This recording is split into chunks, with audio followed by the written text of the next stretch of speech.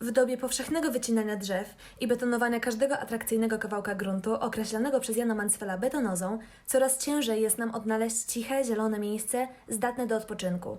Jednak ludzie wiedzą, że to, co staje się rzadkie, jest cenne, więc inwestują w przedsięwzięcia wzbogacające coraz trudniejszą do osiągnięcia, pełną naturalnej zieleni przestrzeń. Aby dowiedzieć się czegoś więcej w tym temacie, nie trzeba jechać na drugi koniec świata, ale wystarczy rozejrzeć się we własnym mieście, bo przykłady takich inwestycji są bliżej niż nam się wydaje. Pochodzę z Trójmiasta. Jest to obszar ściśle związany z morzem, położony na bardzo urozmaiconym terenie, a tutejsza gospodarka skupia się głównie na wodzie. Doktor inżynier Wojciech Szpakowski z Wydziału Inżynierii Lądowej i Środowiska Politechniki Gdańskiej specjalizuje się właśnie w tym temacie, więc pytałam się go o coraz bardziej popularną formę gospodarowania wodą opadową, ale i ciekawy przykład wplecenia bioróżnorodności w przestrzeń miejską. Odprowadzanie wód deszczowych musi być bardzo proste, sprawne i zbliżone do natury, bo musimy zapewnić bezpieczeństwo budynku i musimy zapewnić zatrzymanie tej wody w miejscu, gdzie ona powstaje. Takim przykładem jest ogród deszczowy.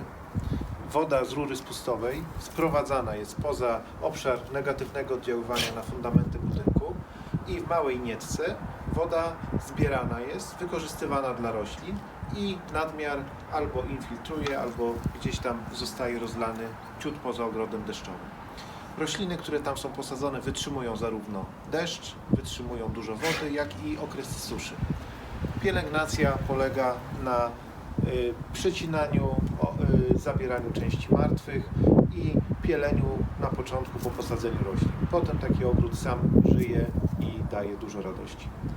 A jak wygląda to w centrum Gdańska? Znajdujemy się w tej chwili przed jednym z obiektów powierzchniowej retencji miejskiej. Ma on za zadanie przechwycić część wody z systemu drogowego, najbardziej uszczelnionego w mieście, zatrzymać, podczyścić, a nadmiar dopiero przelać do zamkniętego systemu kanalizacji deszczowej. To miejsce jest najbardziej reprezentacyjne ze względu na bliskość Urzędu Miasta, ze względu na najtrudniejszą zlewnię w Gdańsku. Tam na wprost przy Urzędzie Miasta jest największe obniżenie, które często było zalewane podczas intensywnych opadów deszczu. I ten ogród ma za zadanie też troszeczkę umożliwić zatrzymanie tej wody przed spiętrzeniem się właśnie w tym najniżej położonym miejscu ulicy 3 Maja. Zaledwie około 5 minut od ogrodu deszczowego przy skrzyżowaniu Grodeka znajduje się kolejny element tego typu inwestycji. Gdańsk, jako jedno z nielicznych miast, organizuje retencję wód opadowych w formie zbiorników powierzchniowych otwartych. I na ich przykładzie można przybliżyć wiele korzyści płynących z zorganizowania przestrzeni, myśląc o obiegu wody w przyrodzie. Zbiornik Mokra Fosa to jest około 3000 m3 retencji. Można powiedzieć, że to jest 20 tych ogrodów deszczowych, które były tam przy węźle Grodeka. I korzyści są wielorakie. Po pierwsze, zbiorniki powierzchniowe to jest właśnie miejsce naturalnego odpoczynku mieszkańców. Woda w zbiornikach retencyjnych w sposób naturalny się podczyszcza i utrzymuje również bioróżnorodność miejską. Teren wokół jest najczęściej pokryty roślinami, drzewami. Polityka miasta jest taka, żeby te zbiorniki retencyjne utrzymywały poziom wody tak zwanej stuletniej, natomiast mieszkańcy, żeby wodę 10-letnią zagospodarowywali na swoim terenie. A jeżeli pada mocniej, no to wtedy wchodzi zarządzanie kryzysowe, no i każde miasto się z tym boryka wobec zmian klimatu i coraz bardziej intensywnych opadów deszczu. Oprócz bogatej gospodarki wodnej na terenie całego Trójmiasta możemy spotkać wiele innych kreatywnych ekorozwiązań. Na przykład na zanieczyszczeniach powietrza skupiono się w Gdyni. W 2012 roku podczas tworzenia punktu obserwacyjnego Infobox zamiast zwykłych, szarych paneli ogrodzenia placu budowy postawiono zielone ściany. Była to pierwsza tego typu inwestycja w całej Polsce, której część została do dziś. Ale Gdynia nie debiutowała tylko zieloną ścianą, lecz również kreatywnym zaaranżowaniem przestrzeni drogowej w formie nasadzenia pnączy przy słupach trakcyjnych i latarniach.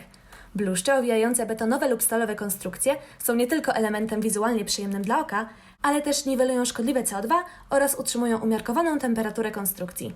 Jednak problem wzmożonego ruchu drogowego to nie tylko dwutlenek węgla, ale też i hałas.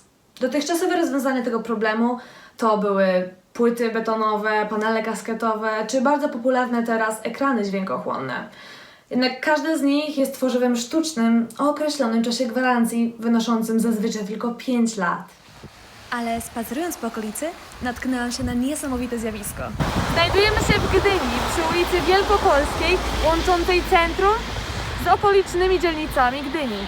W dni robocze jest ona zmorą każdego kierowcy, który po pracy wraca właśnie tędy do swojego domu. Zaskakujące jest to, że tak blisko ruchliwej arterii całkiem niedawno wybudowano osiedle domków jednorodzinnych.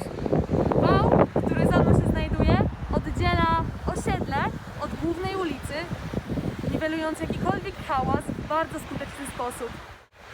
Chodźmy za niego.